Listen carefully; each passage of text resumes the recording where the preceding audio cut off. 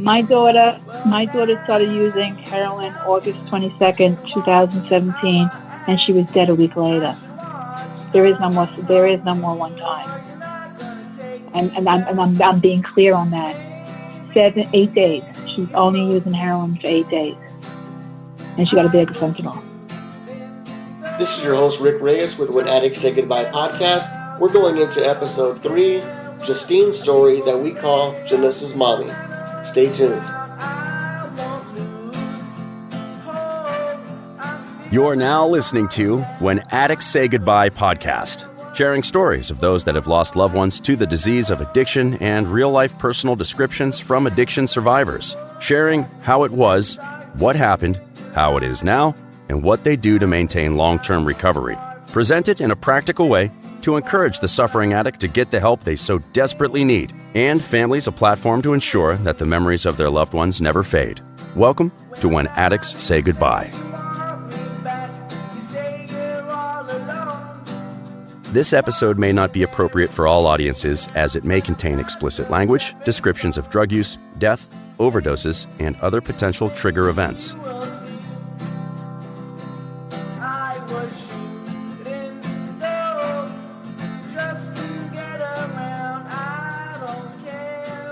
Is there something interfering with your happiness or preventing you from achieving your goals?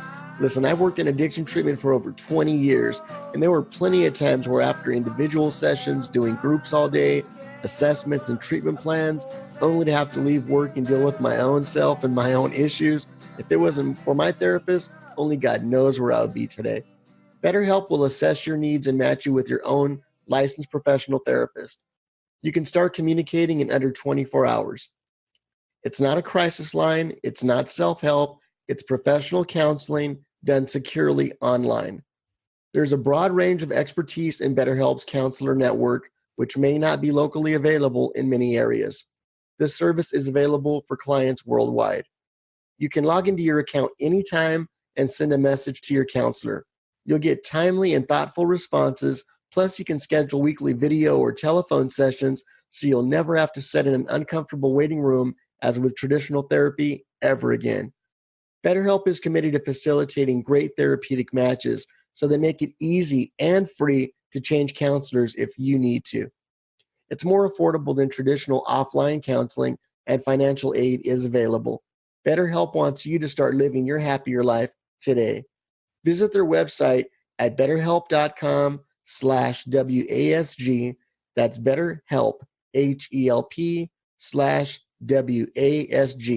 and join over 500,000 people taking charge of their mental health today with the help of experienced professionals.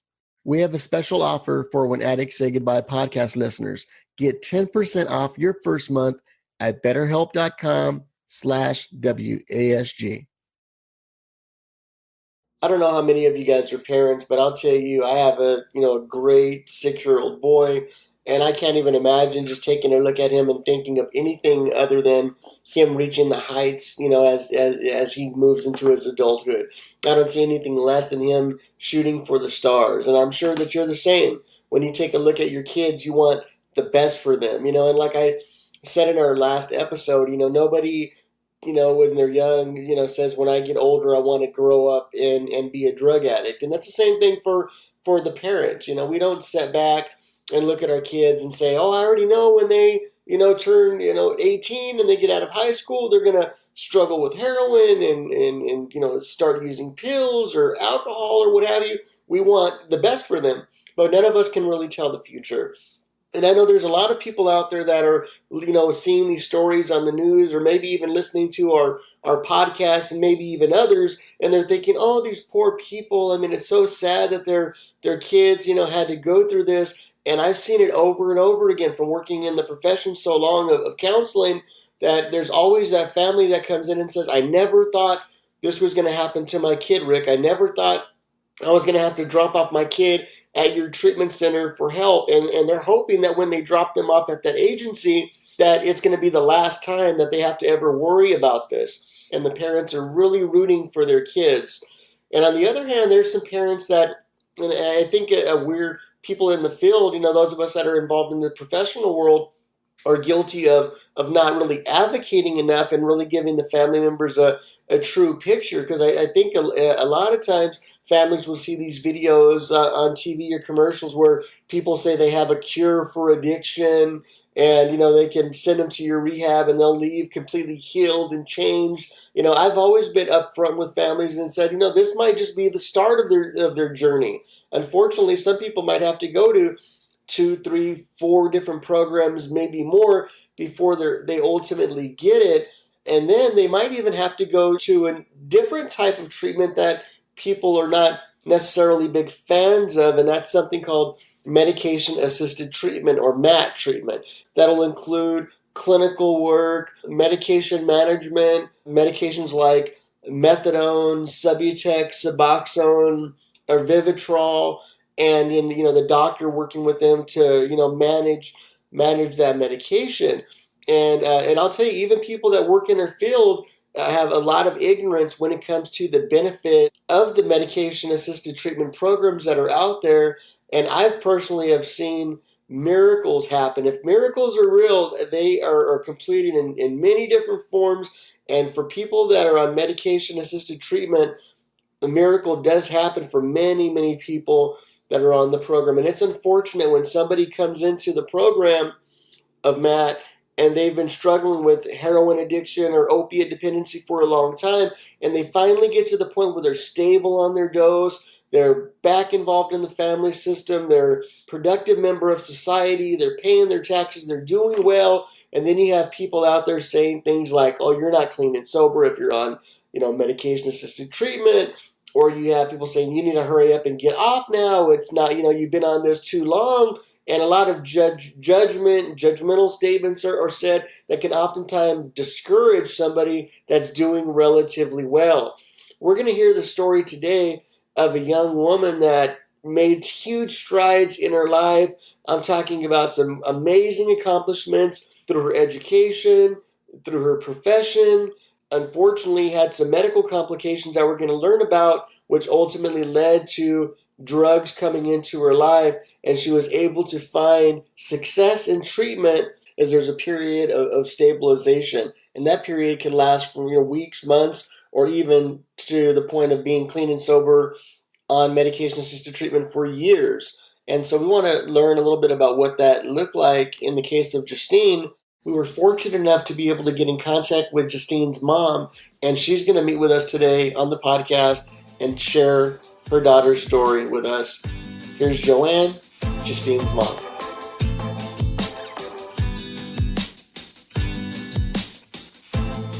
Justine was born on February 27th, 1984. She was 4 years after my son was born. She was a very good baby from the get-go. She really was. Justine was not a problem child. She was always very kind. She was a little shy, but she never, ever gave me a problem. She was always loving, and the best memory that I have of her, she always loved her Bobo and her blankie. She was just a good girl, and throughout school, she did very well in school. She was always in the ST classes. She went to public school.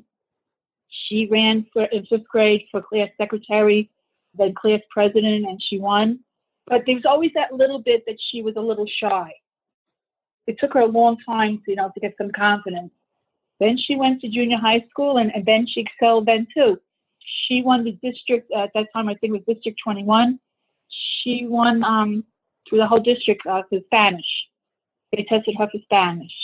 When it came time for high school, she did exactly what my son did. She came to me and said, Mom, I want to go to Catholic high school because I don't want to mess up. I was a single mother. We were divorced, my husband and I. I grew, I raised them by myself. But on that particular block, my mother was upstairs and my in-laws were next door. We always had family around us. So she chose to go to this high school, Farmont Hall, which at that time was on Shore Road where all the rich go. And I just did not understand why she picked that high school. I went to OLPH. So our father and I put her in there, and she did very well. But then I saw by sophomore year, she didn't feel so comfortable. And I asked her what was going on, and she said, well, they're pulling up a Mercedes, and, they're very rich. And I feel very uncomfortable. So I said, I tried to tell her, I said, Justine, just because parents are pulling up with, Mercedes, that doesn't mean anything. Came junior year, she decided that she did not want to attend anymore. I was very disappointed. So I took her out of the Catholic school, and then she went to a public high school, Fort Hamilton, and her friends were also there.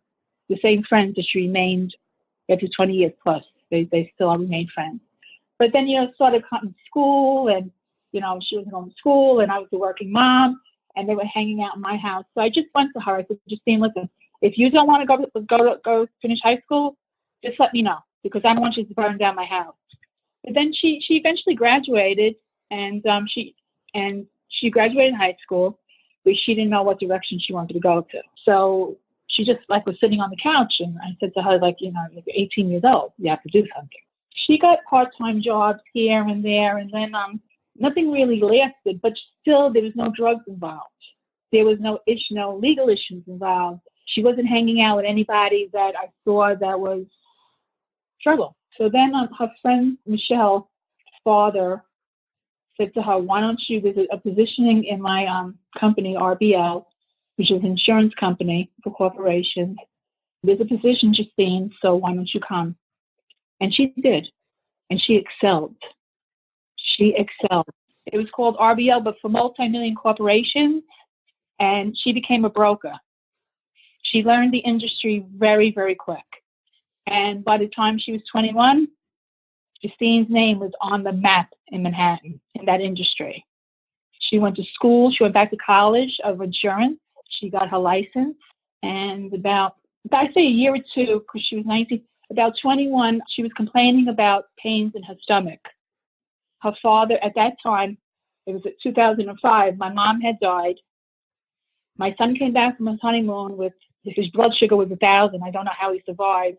And she was complaining about intense pains in her stomach.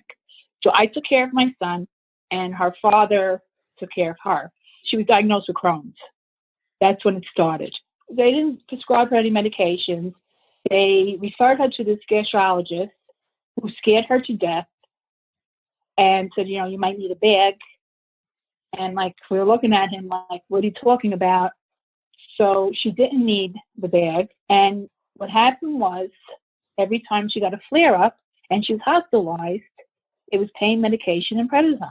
This was a course of treatment. So I would say she became addicted to the pain medication by the time she was 22, but she really wasn't living at home per se, because she was meeting different people in the city. And I want to tell you something, I was very happy, because I told Justine that I wanted her always to be an independent, strong woman. I didn't want her to grow up thinking that you have to depend on a man, because culturally, by the time you're 21 in the Italian family, you're supposed to have 2 kids. And I was not as strict with her as I was with my son. I was so happy, because I thought she's out there. She's really working hard. She's mingling with different people, and she's becoming independent. I really didn't know that she had a problem, because every time she was hospitalized, I was there, because basically it was a hospital that I worked for. So the treatment regimen was pain medication and prednisone. Go to the gastrologist. There was really no follow-up, no nothing. So this went on till, I'd say, 2011. But Justine was in and out of my home. I didn't know she had an addiction problem, because then she would go to the house in Staten Island, and then she would say, I'm going back to my friend's house. I'm going to, I'm going to sleep at this one's house. And she was in some kind of relationship that was very abusive, that I found out afterwards. She always went to work. She never missed a day of work. She left RBL, and she went even to a better company called Frank Crystal. And she, again, excelled. She had her own clients. Justine was making 6 figures by the time she was, I would say, 31. At that time, I had discovered that she had married somebody at 19 on Rikers Island. I never knew this. Yeah, because, everybody else picks up their kids' bed and you find marijuana. I found the marriage life. She met this individual for 3 months. Apparently, he swept her off her feet that he talked her into marrying him. He got sentenced to 10 years, so she was still in and out of different relationships. She didn't really go to see him. He constantly called. But, again, she was in and out, and she had one very, very, very abusive relationship. One time, she had a flare-up so bad that the person and his mother just left her there in pain, and she called my son to come and get her. And my son turned around and said to me, if I tell you where I picked your daughter up from, I would break your heart. I'm an addiction counselor. I didn't really, because she wasn't home on a regular basis, I didn't see that she was addicted. In 2012, I came home one day and I found her and another coworker at home, and they said they both got laid off. And I was looking at both of them. And the girl I knew, for the first time I looked at my daughter, and I said, this one has a problem. I finally looked at her because she was finally home. The coworker now. So she had said that they had cleaned up and, they were letting people go because somebody else was coming in. This happened in January 2012, and her husband was getting released in February 2012. If he walked in the street, I wouldn't know I wouldn't know him. Obviously, when he married her at 19, he didn't know that she was a drug addict either, but nobody informed me that he was a drug addict too. She's out of work, and he's coming home, and I'm looking at her, and I'm saying, Justine, what's going on? I don't know. I don't feel good. I think my Crohn's is acting up. I think I have to go to the hospital. So I say to myself, like, every 6 weeks or every 2 months, every 3 months, she's in the hospital. That's because she probably was in withdrawal. Her husband was released, and they didn't parole him to my home. And I asked my cousin to do me a favor because I didn't want my daughter, running the streets with somebody I didn't know. He got paroled to my home. She came to me one day. So this was January. He came out February 2012. I say about March, April was Easter time. And she looked at me and she said, I need money. And I said, what do you need money for? She says, I'm in withdrawal. I said, you're in withdrawal? She said, yes. I said, you're in withdrawal from what? She says, I'm addicted to pain medication. And this is a Saturday before Easter, 2012. And I said to her, I'm going to give you $20. But let me be clear. Tomorrow we're going to Easter Sunday at your aunt's house. You're not going to nod. You're not going to act out. Monday, I'm leaving for work. And when I come home, I want to know what detox you're going to. And I kid you not, because you and him will be out of here. I will feed you. I will leave food outside, but this ain't going to go on. When I came home that Monday, no detox would take her because of the Crohn's. There was a barrier there. And I'm looking like, what are they talking about? Well, they felt like if they detoxed her, if they started detoxing her and she had a flare-up, what were they going to do? See, everybody was very ignorant about this disease. I went to my medical director and I said to him, I have a problem with Justine. She takes 40 to 60 pills a day. I said, and nobody wants to take her. He said, what? He goes, Joanne. I said, listen, she paid no bills. She made 6 figures, and now we know where the money is. I said, but I'm really not concerned about that right now. So he said to her, listen, she had no coverage. So he helped me until she got coverage. And I was a methadone counselor at that time, and we enrolled her in the methadone program. She did very well. Justine did very, very well on methadone.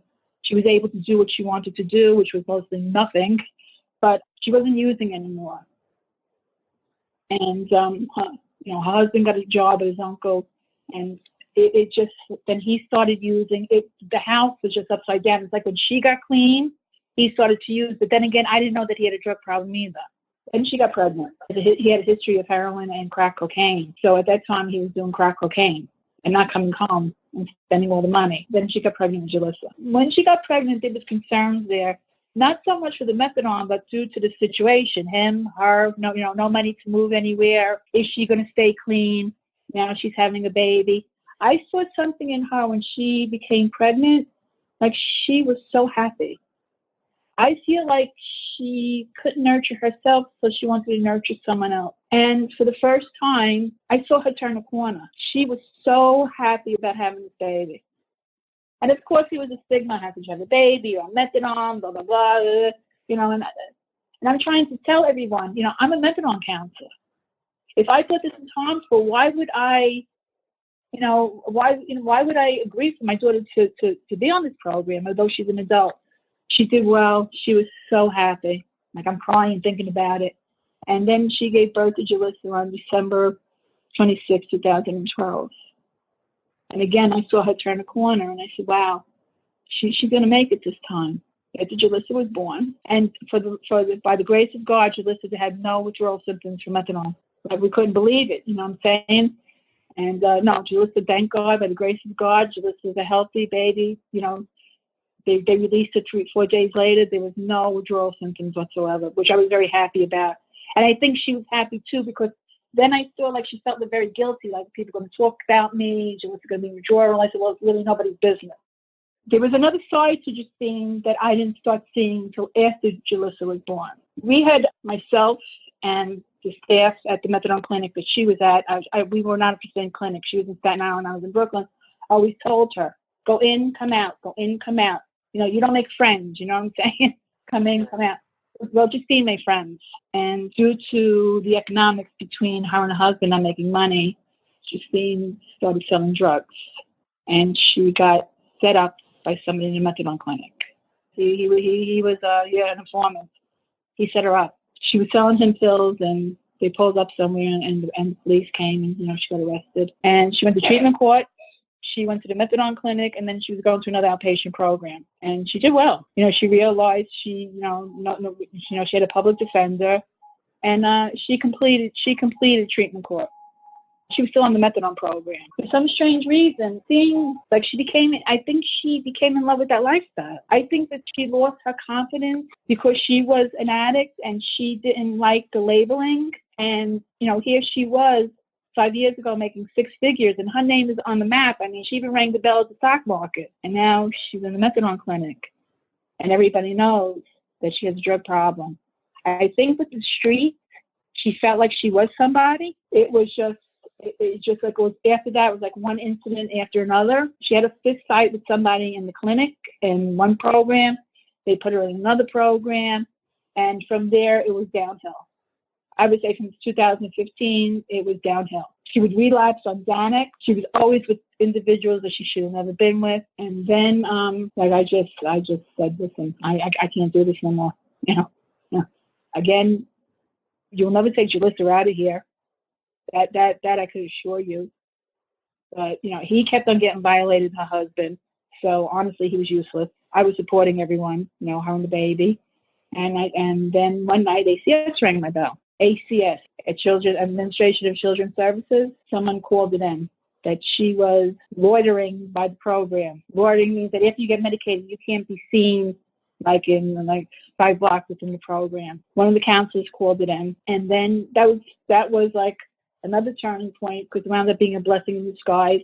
But I also made the worker aware that she knows how to beat the urine system. So, you know, they took her hair, and again, so now she has everybody monitoring her.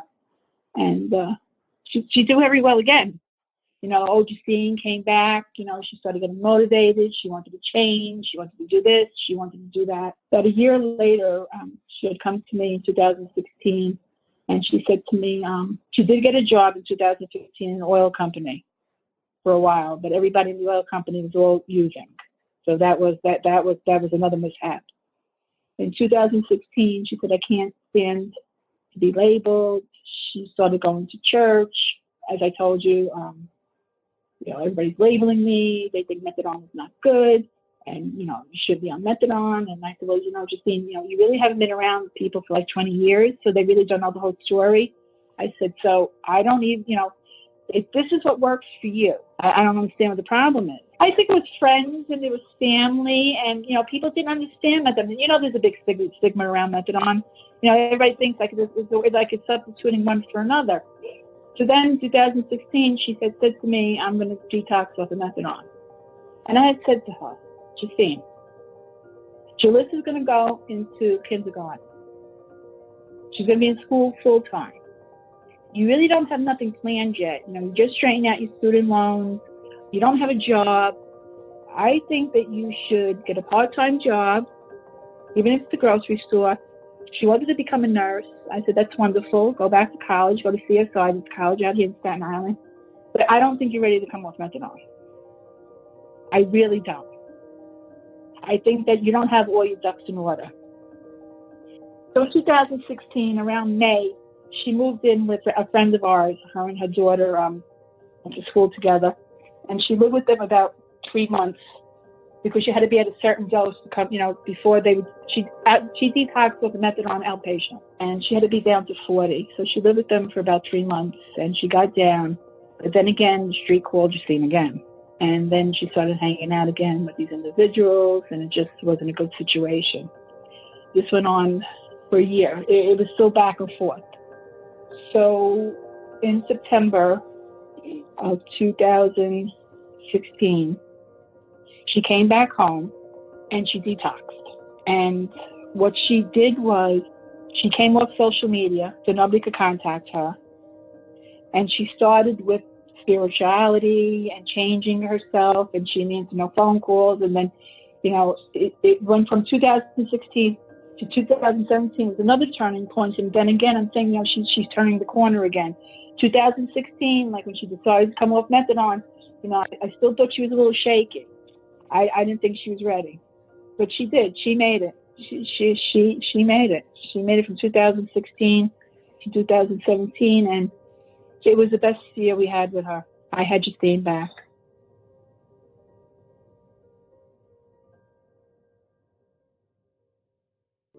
Are you looking to start out on a new career as a substance use disorder counselor? Or are you in need of a career advancement program? Here's your perfect opportunity. Enroll today at ADCS Institute to get started. We offer a fast and affordable option for individuals interested in becoming certified substance use disorder counselors in California. At ADCSI, you have the opportunity to complete your CCAP or CADTP approved education from the comfort of your own home or office through our digital classroom. With our interactive learning management platform, you will review lectures, PowerPoint presentations, take part in written assignments, content-specific projects, textbook reading, and even participate in live webinars. We also provide that additional clarification, encouragement, and support often needed to fully grasp course content. And to fit in with your schedule, our programs are available in 2 certificate tracks for you to choose from, the 15-month and the 6-month fast track programs. Whatever your preferred learning style, we incorporate a blend of teaching methodologies to ensure that you are able to fully comprehend and embrace each lesson in order to receive maximum benefits of our course curriculum. Let's make your dream job a reality. Our team is ready to guide you from registration, completion of didactic hours, supervision of clinical externship, preparing for your state exam, and of course, job search. For more details, visit www.adcsinstitute.com to get started. ADCSI, turning negative past into positive futures.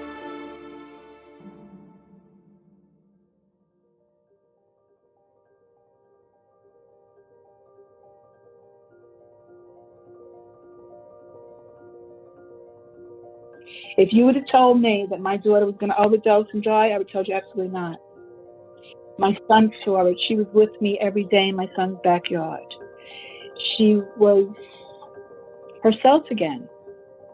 She was off the methadone. They diagnosed her. She did have mental illness, Justine. She suffered from depression and anxiety. She was in an outpatient program, and they gave her psych meds, and she was doing well. She left the program in April of 2017, and she never told me. She told me that she graduated, but she maintained abstinence. What I did is that I referred her 3 times during that summit to a psychiatrist because I know that she needed the meds, but she didn't follow through, but she was still clean. And when I say June, July, August of 2017, we had Justine back. There was no indication of any drug use, any relapse, because Justine when Justine used, she just passed out on the floor. You know what I mean? She didn't hide anything. It was always on Xanax. It wasn't about opiates. Her thing after going into the methadone clinic, she developed her relapse pattern was around Xanax. It's like during those 2 months, she seemed to make peace with every one of us, like with me, my son, my daughter-in-law. Like every time we were in the backyard, she would spend extra time with, my first grandson, who was her godson, and with my other grandson and my other godson. In hindsight, we see like she was making some kind of peace. She had said to me about a week before she passed, she said to me, "Ma, I'm not going to live to an old age. And I said, what? I said, what are you talking about? And she said, I'm not. She said, I really don't believe I'm going to live through old age. I said to her, my first response was, Justine, are you using again? And she said, no, I'm just not going to live to an old age. So I would say about 5-6 days after that statement, on August 22nd, I saw the change in her again. She started hanging out with this individual, and she became very nasty and very secretive. But at that particular time, they thought I had AFib. So I was very sick myself with my heart. I knew there was something, but because heroin was never her drug of choice, and she was petrified of needles, because she also was a medical assistant that she never pursued. Justine had a lot of degrees. I would never think of anything. I didn't see it. And I still think every day, how did I miss it? Because I didn't see it. So her and Julissa would come home. She would tell Julissa, go straight to the room. Like, she didn't want Julissa to tell me where they were. And I want to tell you something, Julissa's still loyal to her mother to this day. She's in trauma therapy, and she's still not telling. She's still loyal to her mom. I had told her, then school was about to start, and I said to her, you're not going to ask me, you're not going to ask anybody, to start buying school supplies. I said, because this is your responsibility. That Tuesday before she passed, the night before she passed, she came home with all the school supplies. And I was on the phone with a family friend, and I said, wow, I said, I'm so proud of Justine. She really did it this time. And I didn't think anything was up yet. We used to watch a show together, so she went into her room, and I said to her, Justine, you're not going to come out and watch the show, it's on. When she came out, she was gagging, but I didn't realize that she was gagging, that she was in withdrawal. I thought she was being a pain in the butt, you know what I'm saying? Like, to tease me. She never looked at me. She never really came into the living room, but I heard it. But I'm saying, what are you doing? So I didn't realize she was in withdrawal. She went back into the room. At about 1:30 in the morning, I felt something in my stomach. And I opened the bedroom door, and it was pitch black. And Justine never slept in the dark, even if the TV, like, she would keep the TV on. And she told me, I told you never to come in my room. And I said, what? I said, what are you talking about? I said, make sure the baby's covered. And then that morning, we both woke up at 5. She went downstairs, as she did every morning. And she came back up, and she made coffee. And I still saw she wasn't high, but like, she was still angry about me coming into her room. And I saw that she still had an attitude. So I said to her, you know what? I said, I think best you go back to bed and I go back to bed, because it's not going to be a good day here. Maybe we start out fresh. And then 9:30 that morning, Julissa came into my room and said, I can't wake up Mama. It's scary. I went into the room, and I picked her up, and she was still breathing, but she didn't open up her eyes. So I smacked her in the face. And then I'm looking at her, and I'm looking at her and saying, what does she have, black lipstick on? Never really thinking what was going on until I touched her, and she was getting cold. And then I put her down, and then I called 911. And they worked on her. I called 911 at 9:31. They came about 9:33, and they worked on her to 10:22. And then they called it. They couldn't get her back. I told them, I said to the police officer, I said, how's my girl doing? He shook his head, and I said to him, please don't say nothing until my son comes. And then when my son walked up, they called it, and he said to me, Ma, he said, they found 6 bags of heroin and 3 needles. I said, excuse me? I said, Anthony, when the medical examiner comes to put me in the bed, he said, what are you talking about? You see, if they would have told me 180 Percocets, I don't think I wouldn't have been in shock. I was in total, complete shock.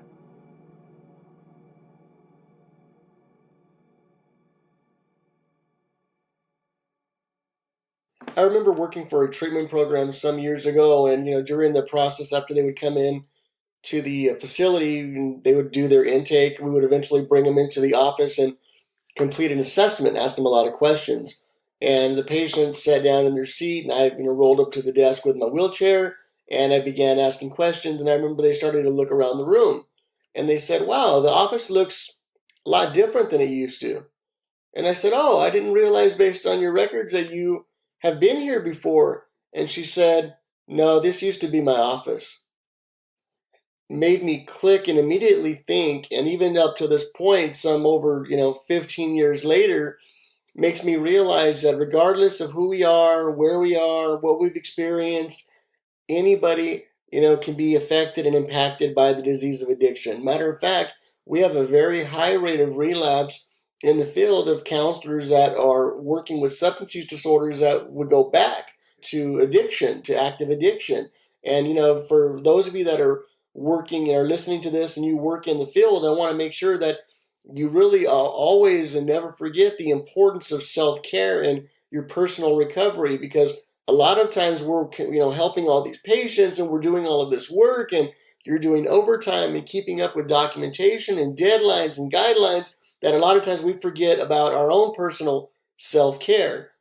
And Joanne's sharing this story and says in the middle of her sharing about her daughter, she said that she's worked in the methadone treatment field for so long, and yet she's dealing with this in the life of her own daughter. Many of us have family members that are still in their active addiction right now, or maybe continually struggling with staying clean and sober. So I really take my hat off to Joanne for sharing this story and being as candid and as open as she was to not only share about, not only did she struggle with addiction, she shared about her medical issues. She shared that, she tried to, go out of her way to get her daughter into treatment, and also to say that there were some times that she didn't even understand or know that there was an addiction issue going on with her. That, because there was a time where Justine was staying, so many different places and away from home, she didn't realize. I'm sure there was times where Joanne was going to work and she was having sessions with so many different, patients and people, thinking that life is good, everything is great, and her daughter was stuck somewhere, involved in this active addiction. So I want to make sure that you stop for a second and reflect on your own personal recovery. Regardless of how many years you have clean, there's one thing that I always remember, and always have hated bumper sticker therapy and treatment and quotes. It's just something that never worked for me. But one thing that is absolutely a true statement is today is the only day of recovery we have. I want to thank Joanne for sharing the story and every one of you for taking the time to listen today. Let's wrap up with a little bit of input from Joanne, the counselor. First of all, I thank you for giving me the opportunity to give my daughter a voice, because I don't want her overdose to be her legacy, because that's not who Justine was. That's what Justine did. Justine had a disease, a neurological disease. And as we're still screaming and stomping our feet, nobody's really listening to us. And I'm doing it for Julissa, because I want Julissa to know that there's so much more to her mother than just this. And I'm really doing it for Julissa as well. And through counseling too, because we both found the body, Julissa's in trauma therapy. But now is like for the first year, like Justine said, 2 years, like, we dealt with the addiction, what you saw Mama do. And now I'm gearing towards more to let Julissa know who her mother really was. Justine was the most unselfish human being you would ever meet. If she had 50 cents left in her pocket when she used to take the ferry to go to the program, if that's all she had in her pocket, she would give it to somebody homeless to say what kind of individual she was. She would help anybody. Her friends wrote a couple of things about her. Anytime she walked into a club, she never left without knowing somebody. She would give somebody like something of hers, like if she met you for the first time, she would give it to you. This is the type of a person she was. There's something we're missing. I don't know what it is. I don't like the old theory that we all go back to. Like, we can't use the practices and theories that we did in the 1980s because it's not working. Treatment has to change. But, like somebody said to me, oh, well, she went back to what she used to use. No, you can't. I looked at them like, she never used heroin. So how did she go back to what she used to use? It doesn't make sense. Yeah, she had to use heroin because she can't get the pills anymore. Because these people, listen, this is a human-created crisis based on greed. I believe that we're not tapping into something. I've made friends across this country due to we all lost our children. And believe it or not, all our stories are the same. They all had some clean time. Some had 2 years. Justine was 1 year short. September 6th, she would have been clean 1 year off of methadone and everything. Who had 2 years, who had 11 months. All the stories are the same. I think that it's going to come points in time where we stop screaming. You know what I mean? You know, they're screaming at pharmaceutical companies. Listen. Okay, so if you get the money from the pharmaceutical companies and you say you're going to put it back into the system, what systems do you have set up? Who's going to monitor this money? What are you setting up? Who's going to oversee this? Who's going to get what monies? Okay, Cuomo gave money to Staten Island. I still don't know where it is. I'm not knocking them. I think that, but if that's what you want to do, fine. We're banging our feet and we're screaming, this is a disease. They're not getting it. They're not getting it. They start saying that, it's so difficult to get them in treatment due to the insurance companies. Okay, so we're looking at that, and again, we're screaming and we're stamping our feet and we're saying, please help us, please help us, please help us.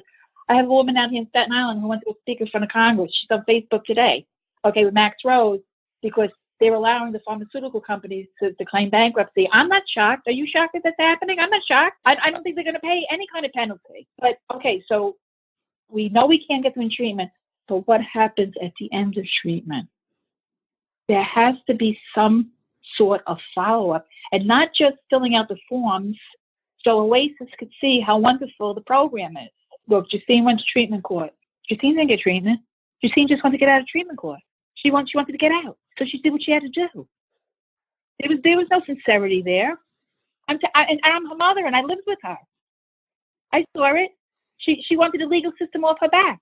If you have overdoses, okay, and you're lucky, because in Staten Island, the year Justine died, every 3 blocks there was a dead body. Somebody's mother, somebody's daughter or son was there. Okay, so if you're able now they're saying that they're reviving them. What are you doing about it? You're making them walk out of the hospital?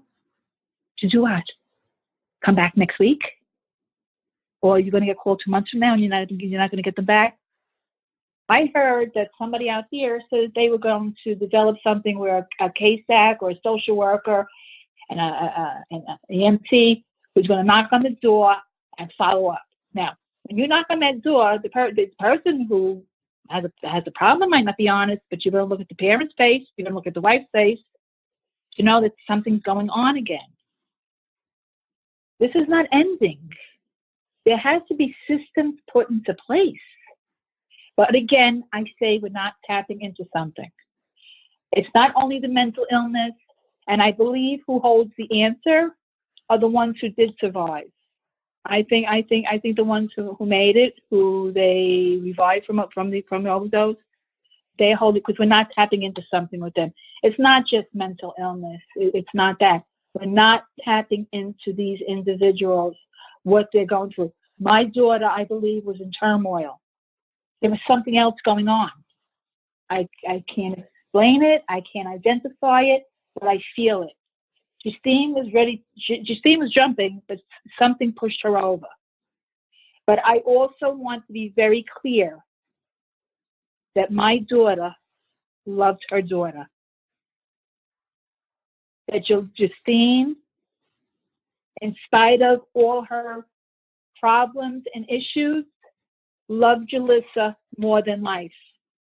And by saying that, maybe somebody will hear how powerful this disease really is, that it makes you jeopardize your own life and your own child. She was an excellent mother, and she loved Julissa. And she loved Julissa to death. Now, we all know that she couldn't maintain her abstinence because of her child, because you can't. But I wanted to be very clear that my daughter did not neglect her daughter. My daughter was with her daughter 24/7. Just because somebody or a mother is struggling with addiction doesn't mean that they don't love their family. For those of you that heard episode 2, the story of Sherry, the Blue Rose, was a story of my mother. So you can go back to that episode and learn a little bit more. And I can honestly say that just because there was addiction in my home, the one thing that was never lacking was love in that home. And I believe because of that, our family is still close to this day, and I was able to transfer that love and connection over to my wife and to my son and to those that are within my family and within my circle. So if you're a mother or father out there struggling with addiction, I want to let you know that your family knows that you love them very much. And I know that you love them very much. And you're always thinking about the greatest gift that you can give them. And the one present you can give them for their birthday or for Christmas as you scramble whatever money you have and run to the store or go on Amazon. The best gift that you can give your children and your family is a gift of you getting yourself clean and sober. No greater gift than you being alive another year for them. Joanne, I wanted to ask you one last question. If there was a mother or father or just somebody out there, a parent, anyone that has a loved one that's struggling with active addiction right now, what are some closing notes or some thoughts that you'd like to leave with them? Don't give up. Don't give up on them. And don't let anybody tell you in this climate to let them go because it's enabling, because it's too dangerous out here. And sometimes you have to listen and not getting ready to respond. And yes, we all know that they make excuses. Listen. Listen to what they're saying because they're really beat up. They don't feel good about themselves. And they don't need you, me, or a treatment program or a judge or anybody else to tell them what they already know. Don't give up on your child. Don't. It's not enabling. I'm not telling you to go and, buy them and give them money. Listen to them. Listen without responding. Let them know that not only that you love them, and not only you want to help them, but you're going to keep them safe.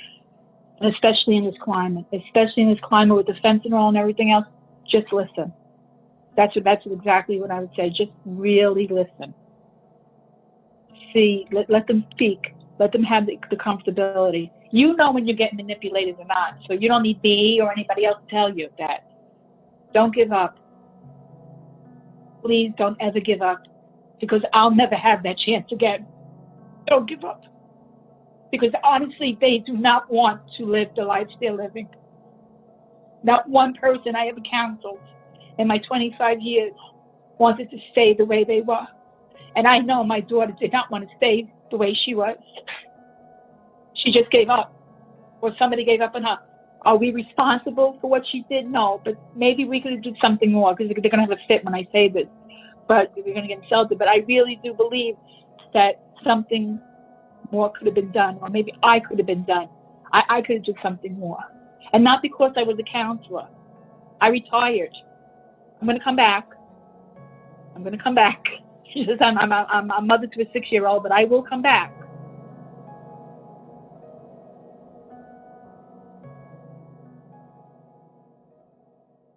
Well, Joanne, as somebody that's been training counselors forever, I know it's the one thing that we can never teach is the passion and connection that you're sharing right now when you talk about your daughter.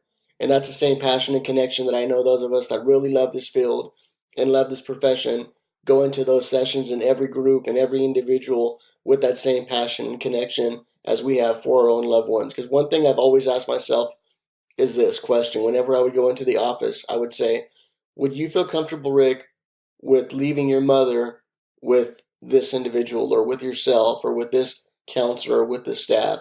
And if the answer was no, then some changing and some supervision needed to be, conducted. But if the answer was yes, then I felt like I always had a great staff. Guys, thanks again for listening to When Addicts Say Goodbye. We're moving forward. We want to remind you to do everything you can to share this with your colleagues, friends. We even had some treatment centers with our past couple episodes that decided to use these in their groups for their patients as well. I never even thought about our podcast being used in that episode, but completely makes sense. We're humbled by it, all of the attention and the love and support we've been getting so far. Thanks again for listening to When Addicts Say Goodbye. Before you take a look at me, take a good look at yourself. Maybe you will see. Well, now you tell me I should watch how I act. I should watch how I talk to you, or you're not gonna take me. When Addicts Say Goodbye podcast is not meant to be used as a substitute or replacement for professional therapy or counseling. If you or a loved one is in need of help, please seek professional treatment as soon as possible with a local state-licensed treatment center or professional clinician in your area. Get behind-the-scenes information and sneak peeks into future guests by following us on Instagram, and make sure to connect with the cause by taking part in after-episode discussions on our Facebook group at WASG Podcast. To our new recovery family, friends, supporters, and ambassadors of sobriety, thanks for being part of the solution and listening. For more information, visit us at whenaddictssaygoodbye.com. There, you'll also find helpful resources, show notes, and more. As part of the recovery family, you can help us share these amazing stories by either connecting with our partners or consider sponsoring an episode. Find more information on our website, make sure to subscribe, and while you're at it, go over to the iTunes store and give us a rating. Believe it or not, those 5-star ratings help out tremendously. On your way out. Won't you close the door? On your way out. Won't you close the door? On your way out. Flowers, flowers, beautiful flowers. I remember the first website I ever got, it was for my intervention practice, in about 2007 is my first website. And I paid thousands of dollars for it. And after a year went by, the website looked completely outdated. I didn't have the ability to go in and edit it on my own. And if I wanted any changes to be made, I had to go back to the graphic designer, if I could ever find him again, and pay him some more money just to be able to make updates. We all know that those times are actually gone. There's a lot of platforms out there now where you can actually build your own website. The problem is they all look the same. They're cookie cutter, template, possibly with a little bit of color differential.